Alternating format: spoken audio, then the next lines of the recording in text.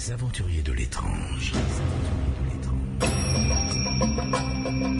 Louis Bénédy sur Sud Radio.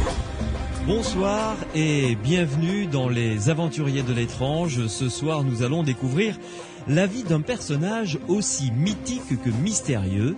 Cet homme a fait parler de lui au XVIIIe siècle et même peut-être plus tard. Il aurait découvert la pierre philosophale, le secret de l'immortalité, rien que cela. Cet homme s'appelait le comte de Saint-Germain, ou du moins était connu sous ce nom-là. Les aventuriers de l'étrange. Louis Bénédy sur Sud Radio. Patrick Rivière, bonsoir.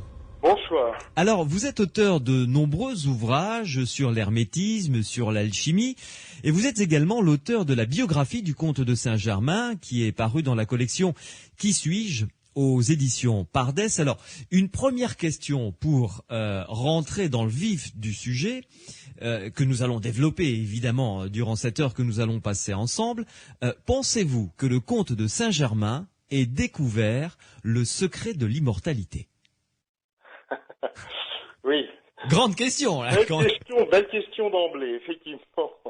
Oui, nous allons tenter, nous allons nous efforcer d'y répondre. Hein. Ouais. D'accord, très bien. C'est une réponse qui me va, comme ça maintient le suspense pour ceux et celles qui nous écoutent. Et durant cette heure qui vient, on va essayer d'y répondre. Alors, nous allons découvrir pendant une heure les mystères de la vie de cet homme, qui, il faut bien le dire, est quand même entré dans l'histoire.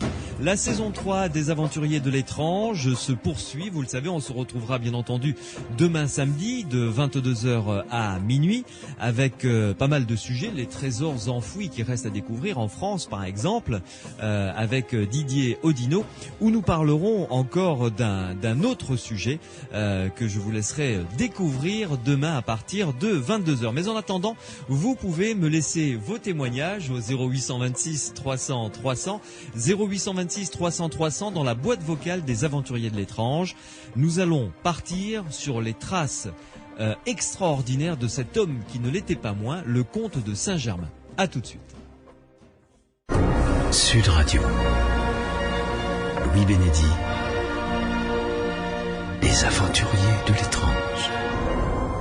Nous sommes en compagnie ce soir dans Les Aventuriers de l'étrange de Patrick Rivière, auteur d'un livre tout à fait passionnant qui s'intitule Le comte de Saint-Germain. C'est ni plus ni moins que sa biographie, parue aux éditions Pardès dans la collection Qui suis-je ? Très belle collection d'ailleurs où il y a le portrait de beaucoup de personnages mystiques, intéressants, historiques en tous les cas. Patrick Rivière, on va commencer si vous le voulez bien par planter le décor. Nous sommes en France. XVIIIe siècle, le roi Louis XV gouverne et le siècle des Lumières bat son plein. Alors, le comte de Saint-Germain apparaît à la cour du roi Louis XV, puisqu'il était en relation avec le marquis de Marigny, qui lui-même était le frère de la favorite du roi, la marquise de Pompadour. C'est ainsi donc qu'il est reçu à Versailles et qu'il participe au petit souper du roi.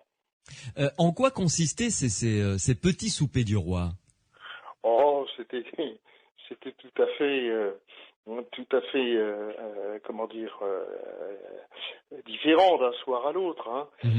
Mais en réalité, le roi demandait toujours à être étonné et sa favorite, donc la marquise de Pompadour, savait très très bien comment l'amuser en fait. Ouais. Et il est évident qu'au départ, vraisemblablement, on peut considérer que le comte de Saint-Germain fit partie de ses amuseurs. En racontant des histoires extraordinaires. En racontant des histoires extraordinaires, oui, absolument. Et puis alors, il y avait cette histoire particulière là de Maître Dumas. Voilà, racontez-la nous justement, et qu'il a participé à élucider. Oui, qu'il a participé à élucider. C'est une histoire tout à fait étrange dans laquelle on voit un personnage assez acariâtre, assez prétentieux, sûr de lui, qui au fil des ans semble rajeunir, quoi, et qui a un mystérieux rendez-vous tous les mercredis ou tous les vendredis avec un personnage assez sulfureux, il faut bien le dire, presque diabolique. Hein. Et à un moment donné, toutefois, semble bien que le pacte établi avec l'autre monde exige en fait sa rétribution, et Maître Dumas se trouve complètement finalement appauvri, fatigué d'un seul coup, quoi.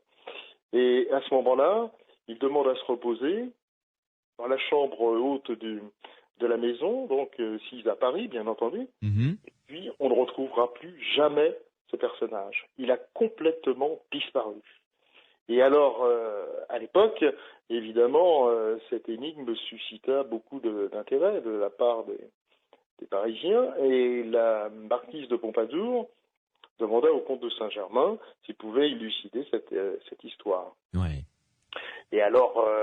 Là, on était toujours dans le cadre du souper. Le roi Louis XV était présent, hein. Oui, absolument. Ouais. Donc, le comte de Saint-Germain sentit de faire un certain nombre de graphiques assez mathématiques, logiques, avec des motifs géométriques. Et puis, au bout d'un certain temps, il dit, voilà, la réponse est là, sire. Alors, le roi lui dit, mais expliquez-vous, mon ami, expliquez-vous. Eh bien, écoutez, c'est simple. Hein. En réalité, il y a une chambre secrète. Elle est très précisément située là. Il faut y faire intervenir la police. On va fouiller sur les lieux et on va découvrir vraisemblablement le secret de Maître Dumas. Et donc, c'est ce qu'il enjoint de faire. Et à ce moment-là, eh bien évidemment, on exhuma le cadavre de ce triste personnage qui alors avait pris 20 ans en une journée, quoi. Ouais. Voilà. Et on trouva deux mystérieuses fioles à ses côtés, une sorte d'opiacé d'un côté et puis de l'autre une substance assez rutilante. Mhm. Voilà.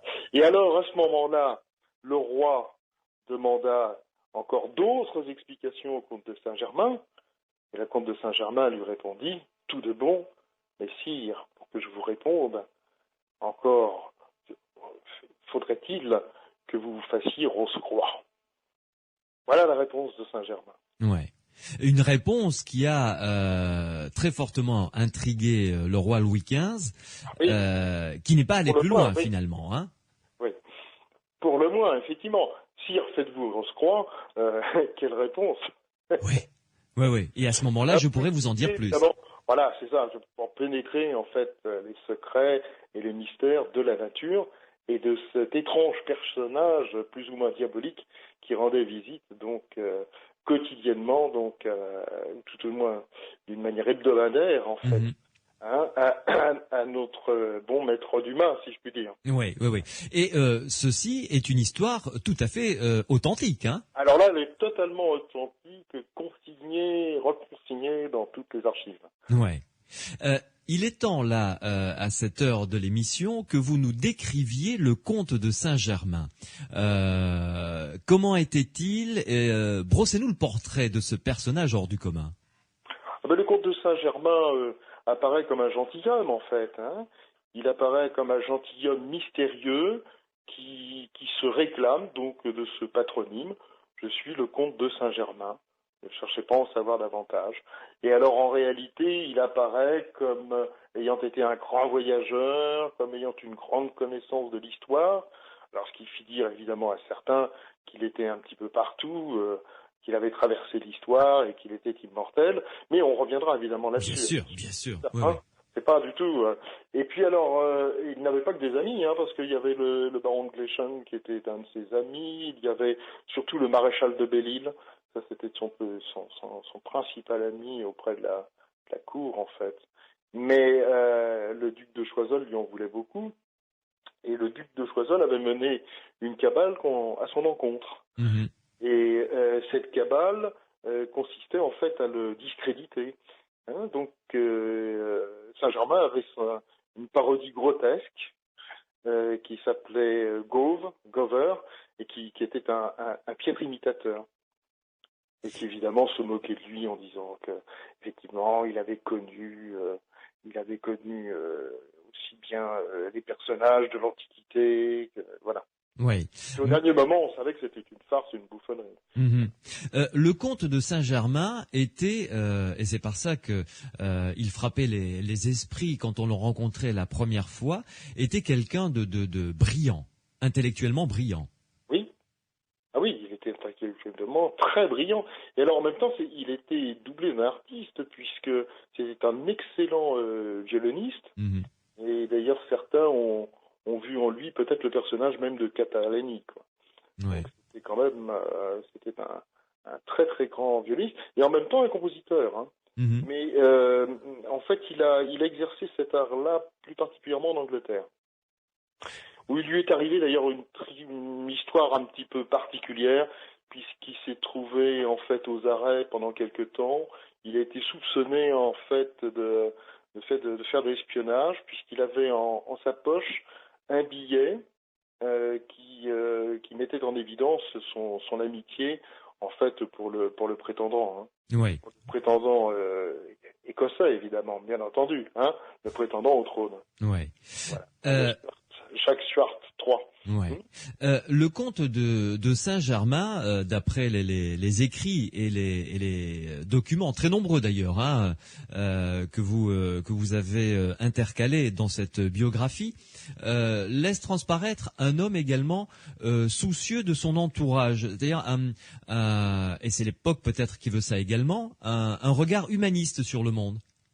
Ah, il a un regard absolument humaniste, extraordinaire sur le monde. C'est-à-dire qu'en fait, il est très ouvert, il est très fraternel, il est très chaleureux, mais nul ne le visite, hein. Sa porte est close à tous. Ah bon? Il faut le savoir tout de même. Donc il a une vie extraordinairement secrète. Et puis alors il entretient des amitiés particulières, par exemple avec la marquise d'Urfé, qui vivait qu'à Voltaire. Ça, c'est important. Et alors, évidemment, Casanova s'en mêlera, parce que Casanova cite abondamment, en fait, le comte de Saint-Germain dans ses mémoires, mais toujours, évidemment, d'une manière absolument outrancière, quoi. Comme à l'accoutumée, en ce qui concernait Casanova. D'ailleurs, il s'en était pris de la même manière au comte de Cagliostro aussi, hein. Oui, d'ailleurs, on en parlera un petit peu plus tard, savoir si ils se sont rencontrés et si oui, quelle a été, si on le sait, la nature de leur relation, de leur conversation et ce qu'ils ont pu s'apporter l'un l'autre ou l'un à l'autre plutôt. Enfin, pour conclure, de brosser le portrait du comte de Saint-Germain, là, on le connaît, la tradition populaire le connaît comme un personnage mythique, mais c'est un personnage qui a réellement bel et bien existé, et on en a des traces, énormément de traces, dans toute cette période de l'histoire de France, des traces officielles, je veux dire. Ah mais absolument, et d'ailleurs il a son portrait qui a été gravé par Thomas, et donc on est tout à fait fixé sur le physique du comte de Saint-Germain, il n'y a absolument aucun problème. Et donc effectivement, il allait de salon en salon, il était extraordinairement brillant, il avait aussi, comment dire, la connaissance en fait des pierres précieuses, des diamants, hein, et il avait mis au point une technique pour laver les diamants, hein, de leurs taches éventuelles, éventuellement même les faire grossir, les accroître, et de même pour les pierres précieuses. Et il faut dire que de ceci, il a toujours été très précis, en fait. Il disait, j'ai reçu cet enseignement en Inde, aux Indes, donc et notamment, on sait qu'il avait effectué 2 voyages en 1755, hein, très précisément. Donc là, il n'y a pas lieu de douter. Alors évidemment, bien entendu, c'est un hermétiste, c'est un alchimiste, et puis il le dira lui-même, je suis le premier des maçons. Alors peut-être reviendrons-nous tout à l'heure sur cette expression, mais elle est fort intéressante. Parce que ce qu'il faut bien comprendre, c'est que en fait, Saint-Germain passe sa vie, comme il le dit, à chercher un homme. Il cherche un homme. Or cet homme, il va le rencontrer. Il sait que c'est lui d'ailleurs. Pendant des années, il dit qu'il faut l'approcher, donc il va commencer à aborder son entourage, et peu à peu, il va le cerner, et cet homme, sur lequel il mettra son dévolu, ne sera autre que le landgrave Charles de Hesse, le prince Charles de Hesse, qui lui aussi occupera d'ailleurs un rôle éminemment importants dans la franc-maçonnerie, Ouais. et notamment templière. Mhm. Voilà. Patrick Rivière, une première pause, là, le décor est planté. Nous allons donc maintenant, une fois que le décor est planté, peut-être passer derrière avec vous pour aller essayer de comprendre les rouages de tous les mécanismes, essayer de comprendre les rouages de tous les mécanismes de la vie de ce personnage mythique qu'était le comte de Saint-Germain. Les aventuriers de l'étrange sur Sud Radio, on se retrouve avec Patrick Rivière dans quelques instants. Sud Radio. Louis Bénédy. Les aventuriers de l'étrange.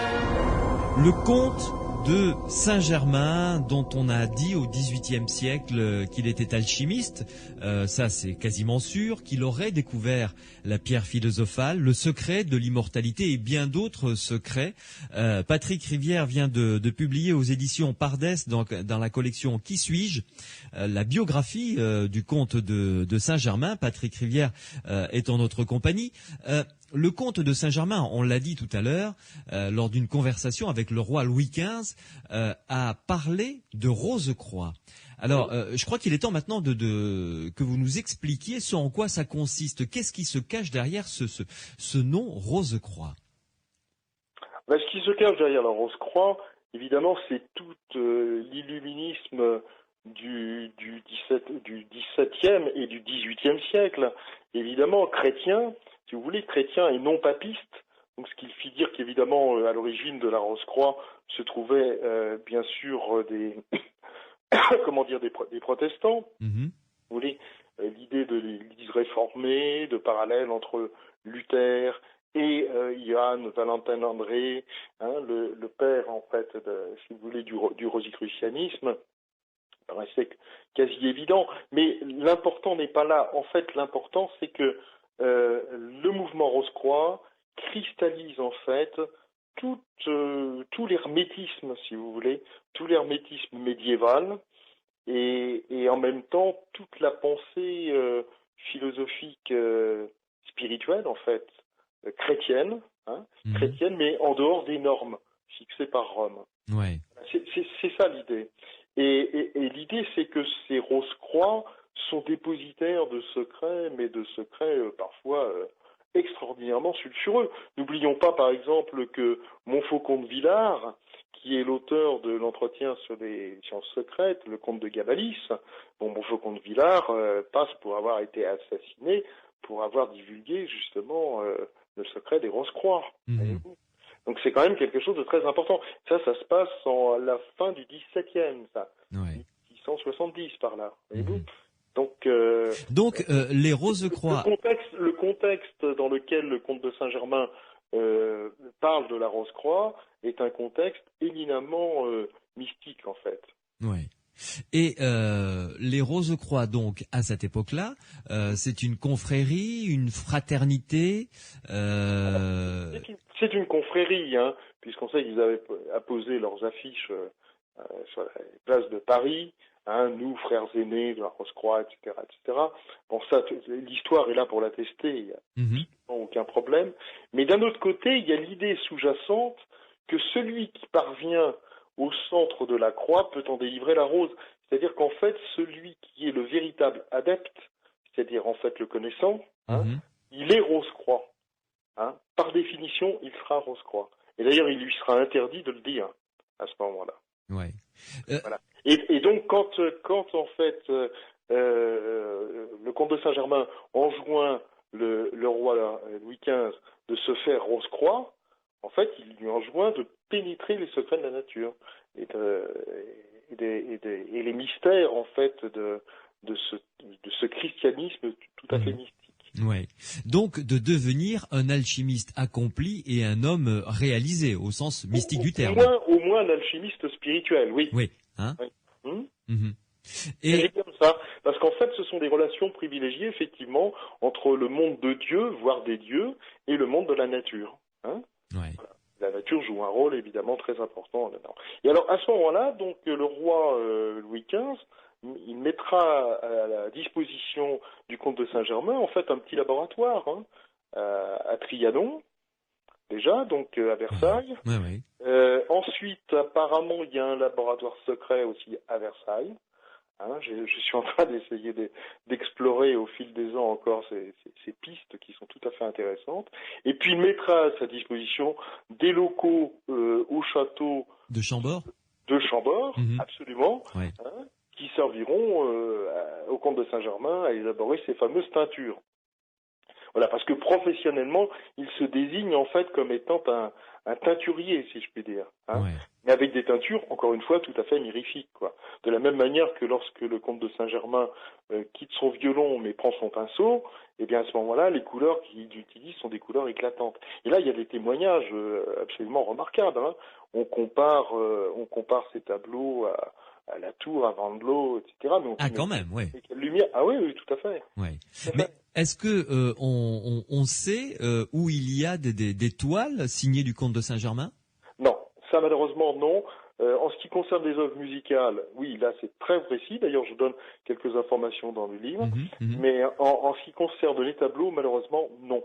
On Ouais. ne dispose que des témoignages écrits Mhm. concernant ces fameux tableaux. Ouais. Voilà. Alors, parlons maintenant du côté alchimique de ce personnage, le comte de Saint-Germain. Il faisait partie de cette confrérie Les Rose-Croix. Oui, voilà. Alors, confrérie plus ou moins informelle là, au niveau de l'adeptat, quoi. Comme il est adepte, il est Rose-Croix, si vous voulez. Comme il est adepte, c'est-à-dire...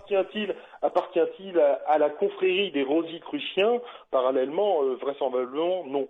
Voilà. Ouais. Faut bien situer le personnage, et bien situer les organisations aussi. Ouais. Et en revanche, il chapeaute, si vous voulez, tous les ordres mystiques et chrétiens, notamment présents à l'époque, notamment comme la stricte observance templière, en fait, qui est en fait si vous voulez, qui assume la succession des Templiers en maçonnerie, maçonnerie chrétienne. Et il s'occupe aussi des philalètes, évidemment, des amis de la vérité. Il s'occupe aussi de... Enfin, on le voit partout. Et à un moment donné, son ami, celui qu'il cherche, en fait, à en faire son ami, c'est-à-dire le fameux prince de Hesse, Charles de Hesse, celui-ci essaiera de le mettre en porte-à-faux, en défaut. Il va lui faire subir un questionnaire. Et en fait, il est évident que le comte de Saint-Germain est au courant de tout. Il connaît parfaitement la hiérarchie. Et alors, ce prince, pourquoi cherchait-il, le comte de Saint-Germain, à se rapprocher de cet homme, le prince Charles de Hesse? Vraisemblablement, pensant y trouver en lui, finalement, le disciple. Le disciple. Il le dit d'ailleurs à un moment donné. Il dit, je vous cherche, mon ami, comme un vase d'élection, en fait, dans lequel je pourrais déposer la rosée de ses connaissances. Mm-hmm. Oui.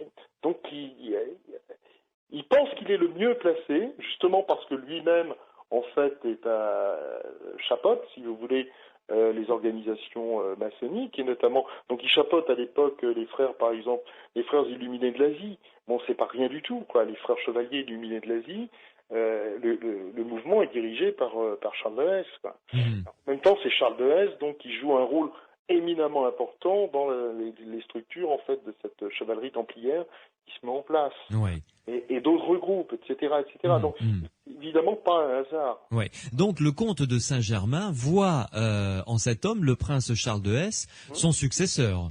En quelque sorte, oui. Ouais. En tout cas, son disciple. Mm-hmm. Son disciple, d'une manière évidente. Et d'ailleurs, l'autre, je veux dire, c'est parfaitement réciproque, en fait, les sentiments qu'ils éprouvent l'un pour l'autre. Ouais. Charles de Hesse se laisse faire, il n'est pas du tout, il n'y a pas un rapport de gourou dominant à un disciple dominé. Non, tout à fait. Il y a un rapport de maître à disciple, dans le sens sain mais du terme. Librement consenti. Oui, tout à fait, voilà. Mais alors, le comte de Saint-Germain, chapeautant tous ces ordres qui sont En tout cas, ayant son mot ayant un mot à y dire. Oui, voilà. Ayant donc une place ayant une place prépondérante dans tous ces différents ordres, ça devait être quelqu'un d'extrêmement influent. Ah, je le pense assurément. Ouais. Et pourtant, il n'en a pas profité pour Oui, s'élever dans le monde social de cette époque. absolument. On a l'impression que ça lui était totalement indifférent. Mais ça, c'était lié d'une manière tout à fait intrinsèque, en fait. C'était lié intrinsèquement à sa naissance. Il ne faut pas oublier, puisque nous n'avons pas encore parlé, en fait, de ses origines. De la véritable identité du Ah, comte de voilà, Saint-Germain. absolument. La réponse, elle est là. Il est prince de sang, il est prince bafoué, hein, puisque son père lui-même est obligé de quitter, enfin de s'exiler finalement, et donc à ce titre-là, il sent très bien que son rôle, sa mission, sa véritable mission sur cette terre d'incarnation, elle sera tout autre. Et donc il lui est tout à fait indifférent de profiter des fruits de tout ce qu'il aura semé, quoi. Ouais. D'où tirait-il ses ressources? Parce que c'est quelqu'un qui n'a jamais eu de problème d'argent. Oui. Bah, je pense, là, on reste quand même dans le domaine des hypothèses. Oui, oui. Je pense qu'en dehors disons, de son entreprise là de teinture, en dehors de quelques bricolages, si je puis dire, hein, effectués sur les pierreries et les diamants, je pense qu'en dehors de ça, c'était la fortune familiale. Ouais. Toujours propre donc à ses origines, en fait. Oui. Et est-ce qu'il existe une maison, des lieux qui lui ont appartenu, dont on sait où ils sont, comme je ne sais pas moi, un appartement à Paris, en dehors de ceux que le roi lui avait mis à disposition? Oui, on sait que 101 rue de Richelieu, effectivement à Paris, bon, il y avait un appartement où il séjournait de temps en temps. On sait très bien, bon, il y a quelques lieux comme ça. Mais malheureusement, ce qui est beaucoup plus ennuyeux, c'est qu'on ne puisse pas arriver à le rattacher à une vraie demeure philosophale, quoi. Ouais. En dehors de Chambord, hein, où quelques appartements lui avaient été laissés. Je pense notamment, par exemple, comme il était prince de Piémont, bon, il aurait été intéressant peut-être de voir au château de Montferrat, près de Milan, en fait, s'il y a encore des vestiges, des choses intéressantes concernant Saint-Germain. Mais vraisemblablement pas, puisque déjà, même à l'époque, là-bas, il ne portera pas ce nom. Hein. Là aussi, il va utiliser plusieurs dénominations, bien entendu. Hein. Oui, Weldon, par exemple. Oui, Weldon. Oui, alors ça, c'est effectivement, c'est très bienvenu de le souligner. Donc ça, c'est en Angleterre. Ouais. Hein, il y a Monsieur de Surmont, industriel, Monsieur de Surmont, industriel. Alors ça, c'est en Belgique, en Hollande. Voilà. Mais pourquoi le marquis de Montferrat, donc le marquis de Bellemare, etc. C'est lui aussi. Hein. Ouais. Un personnage très opaque quand même, hein, quand on essaye très opaque. De comprendre son histoire. Par exemple, un homme aussi savant, aussi lettré, devait avoir, semble-t-il, une correspondance peut-être très fournie avec d'autres membres des différents confréries qu'il fréquentait, ou tout au moins une bibliothèque importante, non? Ah, ça, très certainement. En ce qui concerne la bibliothèque, on sait que Paracelse, le grand alchimiste Paracelse, tenait une place prépondérante, là. Ça, on le sait. Ouais. Parce qu'on l'a vu assez souvent consulter Paracelse in folio, quoi. Oui. Mais le problème, c'est que sa bibliothèque, on ne sait pas ce qu'elle est devenue. Ah non, absolument pas. Et alors, des recherches ont été effectuées, hein, parce que, en fait, Louis-Napoléon Bonaparte voulait absolument en savoir plus sur le comte de Saint-Germain. Oui, bien sûr. Et alors, le problème, c'est que il a mis au point une commission d'enquête. Cette commission d'enquête a enquêté du mieux qu'elle put, en fait.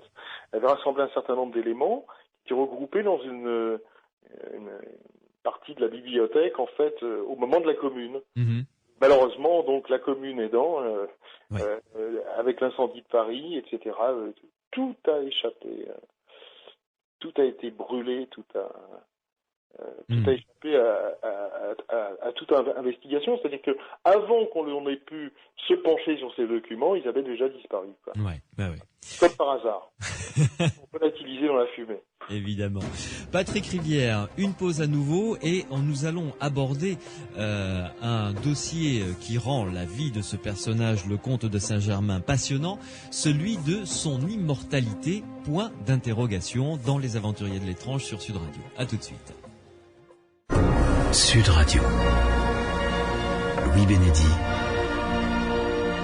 Les Aventuriers de l'étrange.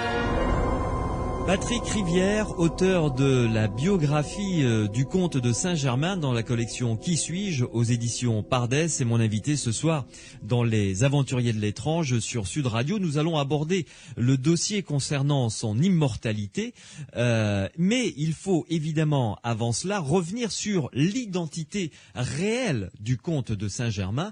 Et là, Patrick Rivière, vous avez des choses intéressantes à nous révéler. Ah ben, oui, parce que pour moi, il ne fait nul doute que le comte de Saint-Germain était en réalité le fils du prince Rákóczi de Transylvanie, c'est-à-dire de Hongrie, Transylvanie. Oui. Et je ne suis évidemment pas le seul à le penser. René Allot, l'éminent René Allot, avait vraiment tracé la voie dans ce sens.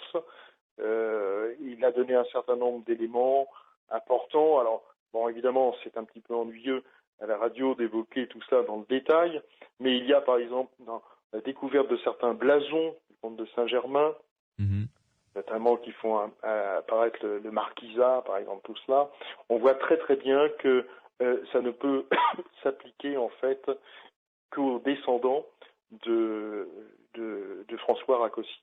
Ouais. Et donc, lorsque le comte de Saint-Germain, lorsqu'on lui posait la question « Mais d'où venez-vous et qui êtes-vous » il disait « Je m'appelle Germain, Germanus. À 7 ans, j'irai dans les forêts avec mon précepteur. Et en réalité, je dus quitter mon pays, quoi. Je suis exilé. » Voilà. Ouais. Alors, c'est vrai qu'il avait un accent piémontais, parce qu'il a été élevé dans le Piémont. Il a passé toute son enfance dans le Piémont, en réalité. Et il a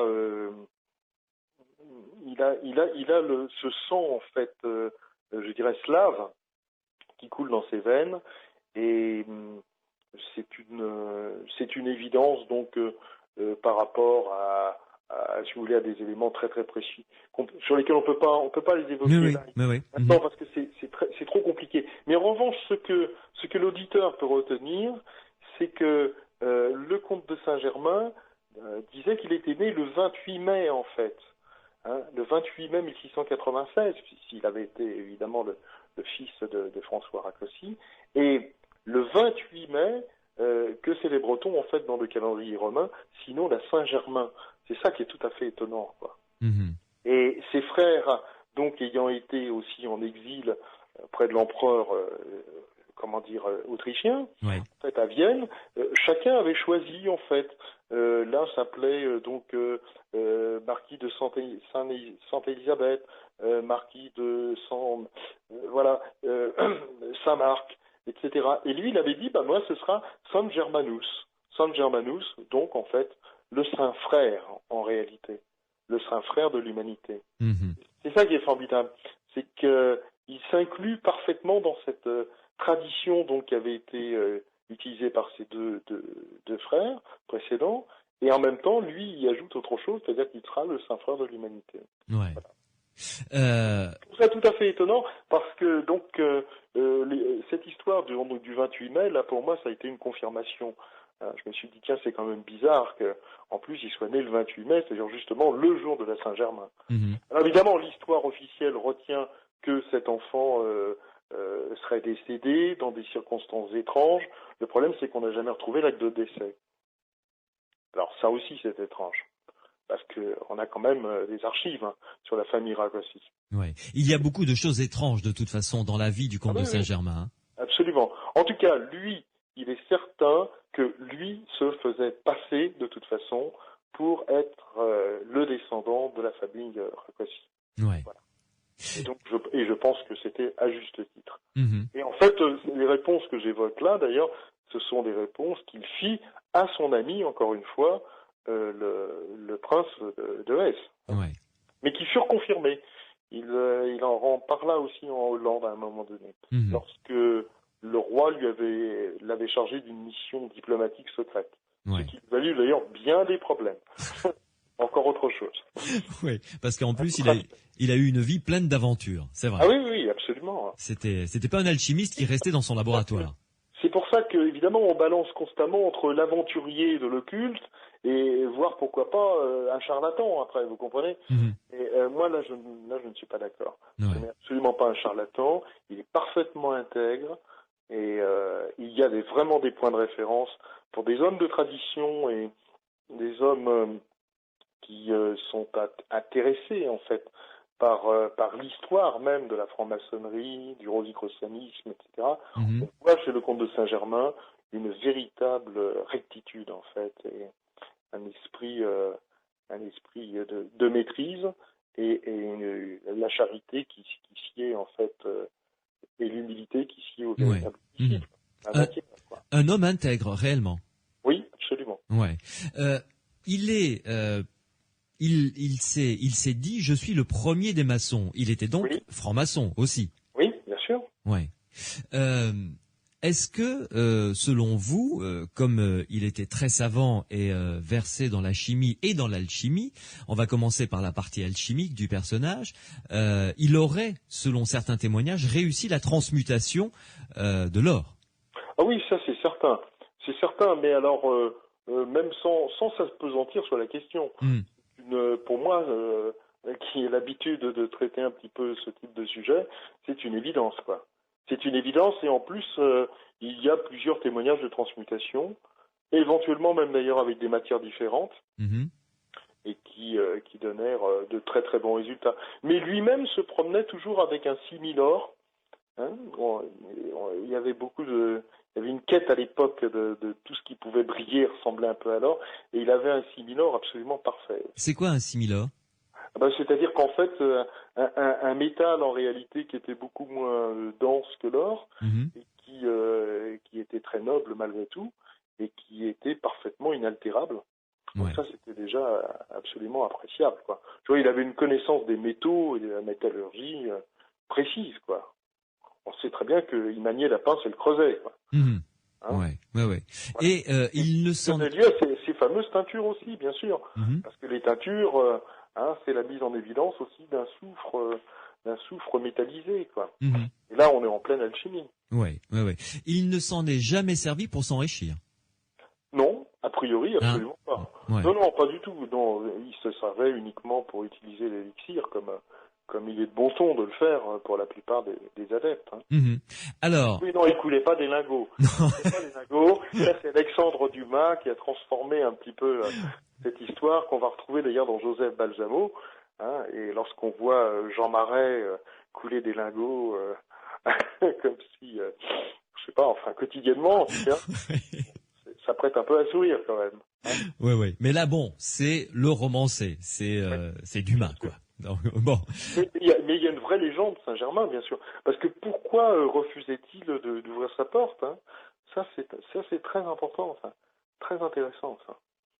Ça, c'est une question qui mériterait réflexion. Il ne voulait pas que ses secrets soient percés à jour. Il ne voulait pas que ses secrets soient percés à jour. Il ne voulait pas que l'on mette, qu'on mette son nez dans ses affaires, puisque aussi bien de l'ordre de ses affaires, de l'ordre du laboratoire, des recherches en général, etc. Non, d'occultisme. En fait, c'est un chercheur et un trouveur, bien entendu. Ouais. Alors, parlons maintenant de cette aura d'immortalité qui l'entoure.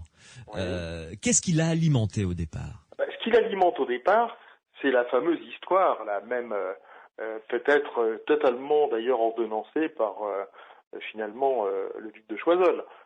C'est-à-dire ce fameux Gauve là qui se fait passer pour lui-même, pour Saint-Germain, et qui dit mais moi j'ai déjeuné avec Néron, j'ai déjeuné, j'étais contemporain de Jésus, j'ai bien connu, etc., etc. Bon, c'est pas lui qui dit ça, c'est son double en fait, c'est sa parodie grotesque. Mais lui-même avait une connaissance de l'histoire qui était très très présente et très puissante. Mais en revanche, quand il était interrogé très précisément là-dessus, il y a un petit dialogue qui apparaît, notamment toujours avec son fameux disciple, donc Charles de Hesse, où il dit, en fait, l'immortalité, c'est la connaissance totale de toutes ses précédentes réincarnations. Voilà, donc il croit à la réincarnation. Ouais. Il en parle.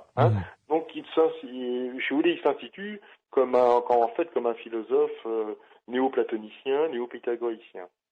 C'est une métaphore un peu sa réponse. Alors, sa réponse est un peu une métaphore, mais pas seulement. Pas seulement parce qu'apparemment, effectivement, c'est une réalité en ce qui le concerne lui. Quand il parle avec une telle précision à un certain moment donné, on sent très bien qu'il était présent, quoi. C'est pas seulement une idée, une image. Et donc, s'il était présent, c'est donc qu'il se souvient de ses précédentes réincarnations. Ouais. Donc, ça va quand même très loin. Alors maintenant, moi, je vais vous dire ce que je pense pouvoir déceler dans cette approche du conte de Saint-Germain et de l'immortalité. C'est en fait la grande tradition alchimique interne, dont je pense que nous avions déjà un tout petit peu évoqué le sujet ensemble une ou deux fois, à savoir qu'en travaillant sur soi-même, on finit par coaguler ce que l'on appelle le corps de conscience. Et que, effectivement, la mort elle concerne tout homme, mais n'est pas la même pour tout homme. Et en fait, lorsque certains êtres initiés, comme le comte de Saint-Germain et quelques autres, s'en vont, quittent cette terre, à ce moment-là, ils partent avec non pas ce fardeau, cette fois-ci, mais ce sac de connaissances, si je puis dire, synthétisé. Voilà, c'est ça l'idée. Et en fait, il y a dans cette idée-là une autre idée sous-jacente que l'on retrouve dans les doctrines kabbalistiques sous le nom d'Ibour. C'est-à-dire l'idée, en fait, d'Avesa, c'est-à-dire l'idée que une partie de l'âme puisse très bien perdurer dans un autre individu. Alors, je sais que c'est pas très clair. On peut essayer d'expliquer ça en quelques mots. Oui, allez-y, oui. C'est un phénomène qui est bien connu en Extrême-Orient, et notamment par les moines lamaïstes tibétains. Et le Dalai Lama, d'ailleurs, avait été interviewé par un de mes amis à l'époque sur cette question, et il y avait répondu tout de bon, effectivement, le phénomène des tulkus existe. C'est-à-dire que lorsque le Dalai Lama va partir, vous savez il donne quelques éléments où il faut aller chercher l'enfant qui lui succédera, etc. Voilà, là où il renaîtra en fait. Voilà. Alors, est-ce que cet enfant est sa réincarnation, ou est-ce que cet enfant, en fait, saisit quelques éléments de l'âme du Dalai Lama? Et voilà. Et la réponse est évidemment contenue dans la deuxième hypothèse. Donc on a ce phénomène de tulku. Et alors ça va aller très très loin, parce qu'il y a des personnages même qui vont lui ressembler de son temps. Et c'est pour ça qu'on va le voir un petit peu partout. Je pense au baron de Hompesch, par exemple, qui est le grand maître de l'ordre de Malte, et lui ressemble assez considérablement. Et pendant bien des années, il va se comporter comme le comte de Saint-Germain que nous avons connu.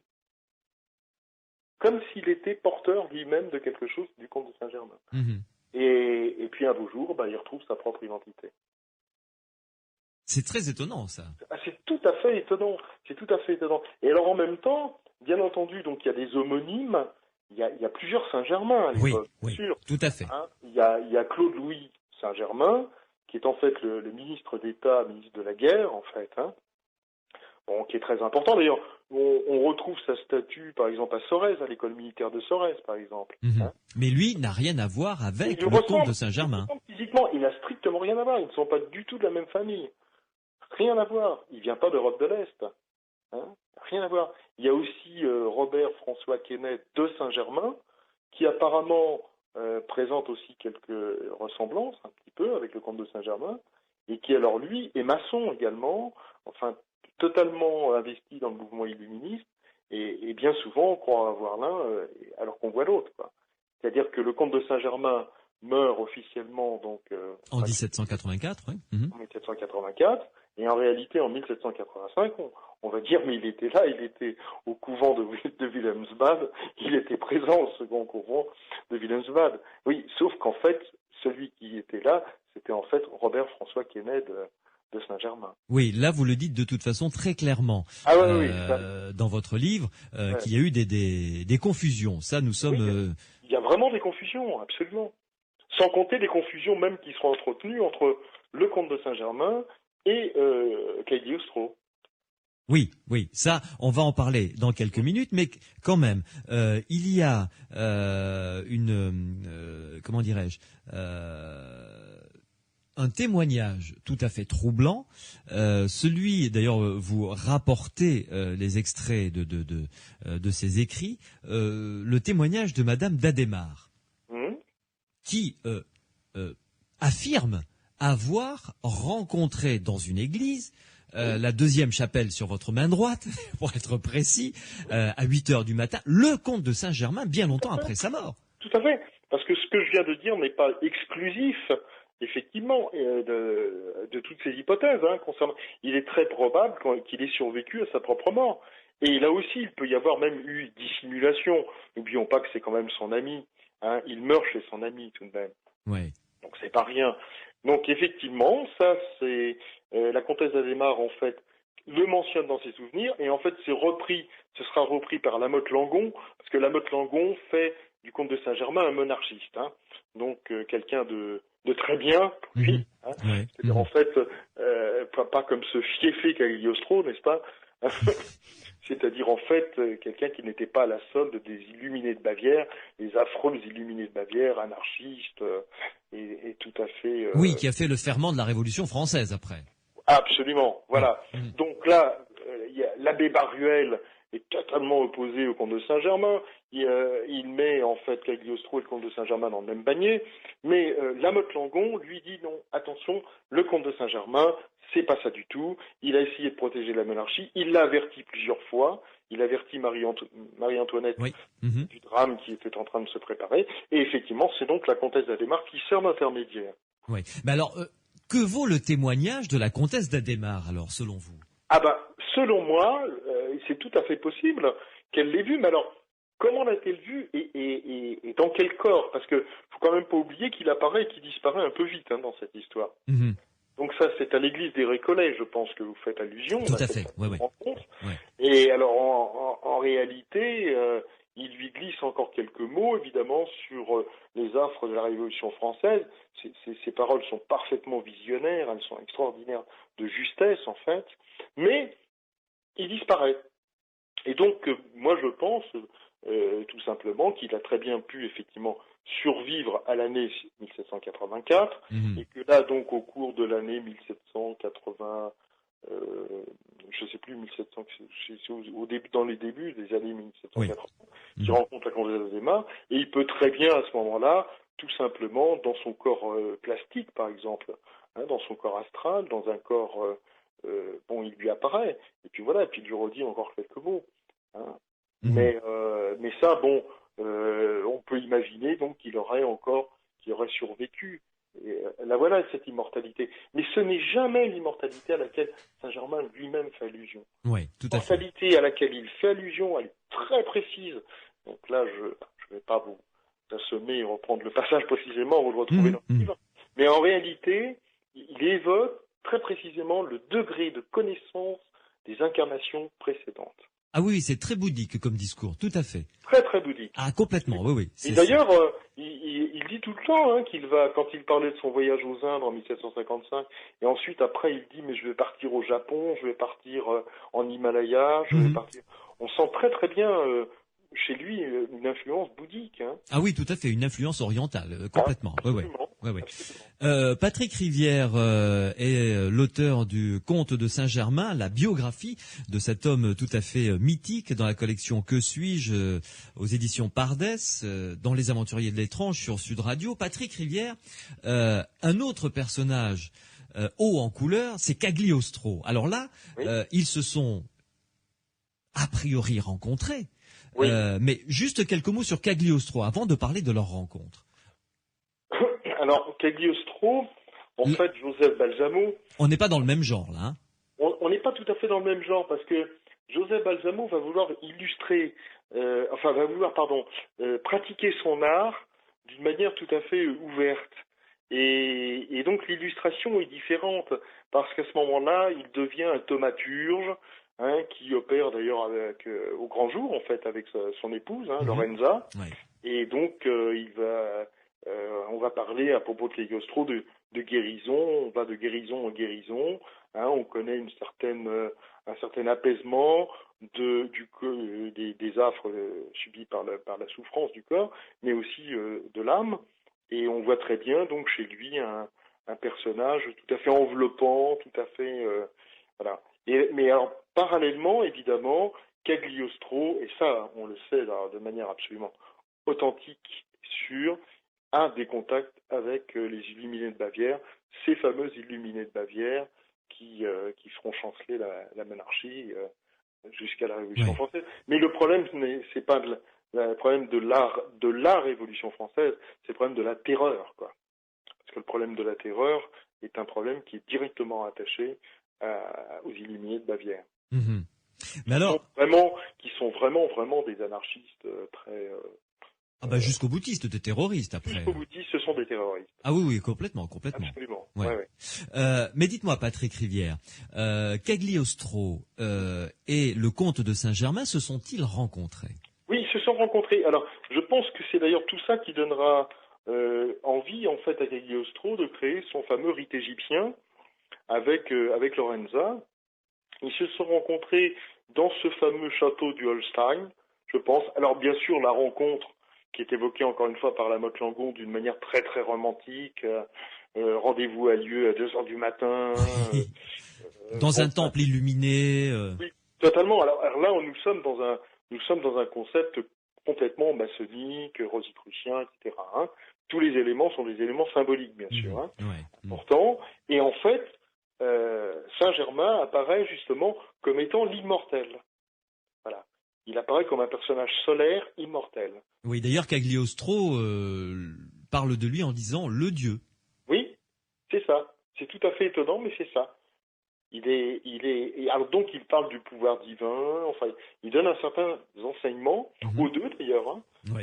Un petit peu comme dans la flûte enchantée de Mozart, l'initiation de Tamino et de Padina.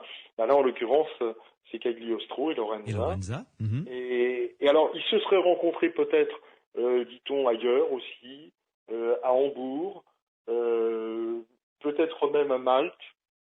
Enfin bon, il y a quand même un certain nombre d'hypothèses qui ne semblent pas relever que de la pure fantaisie. Que de la pure fantaisie, je ne pense pas. Mais en tout cas, on a voulu faire avec cette rencontre de Holstein, qu'elle ait eu lieu ou qu'elle n'ait pas eu lieu, une vraie rencontre initiatique. Et c'est ça qui est intéressant. Où justement, donc, en fait, Saint-Germain aurait initié Cagliostro au rite de l'immortel. Donc ça, c'est pas anodin du tout. Oui. Alors évidemment, bon, le rapport est facile à établir là. Le maître, bien sûr, c'est le comte de Saint-Germain et le disciple, c'est Cagliostro. Et alors, ce qui me fait dire que c'est bien comme ça que les choses se sont organisées, c'est évidemment tout le mystère qui entoure l'ouvrage qui est attribué au comte de Saint-Germain, à savoir la très sainte Trinosophie. Et qui, en fait, selon vous, n'aurait pas été écrite par le comte de Saint-Germain? Absolument pas. C'est en fait un ouvrage qui est écrit par Cagliostro à la mémoire du comte de Saint-Germain. Et qu'il signe du nom de Philotome, c'est-à-dire en fait l'amateur de miracles, car à l'époque il y avait un fameux Philotome amateur de miracles. Donc dans un cas on voit le H apparaître, et dans l'autre le H n'apparaît pas. Mais en réalité c'est aussi à la mode du temps, si vous voulez, à la mode de ce que Philotome faisait paraître comme publication. Ouais. Voilà. Et donc c'est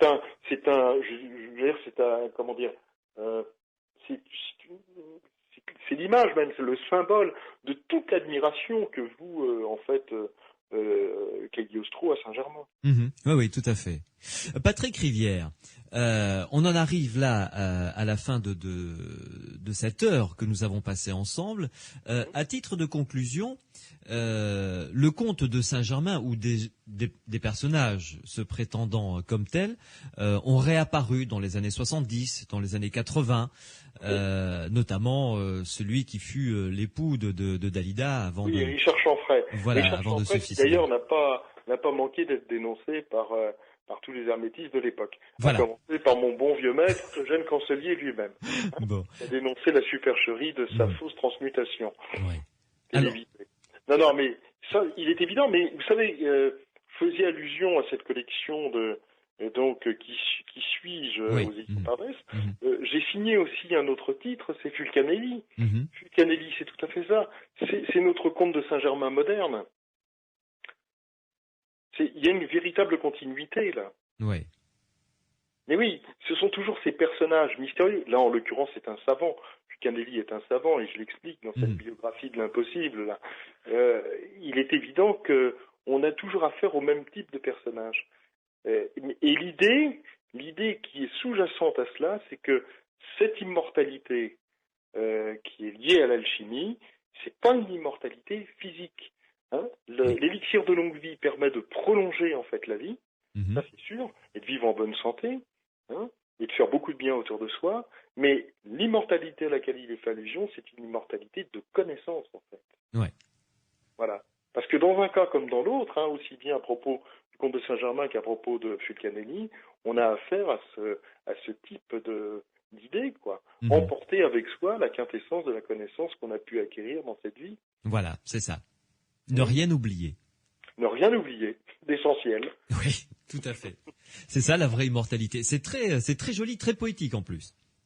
Ben oui, mais je pense que c'est ce qui se rapproche le plus de ce que tous ces personnages de la grande fresque traditionnelle en fait de ces éléments alchimiques nous laissent en fait, nous laissent entendre.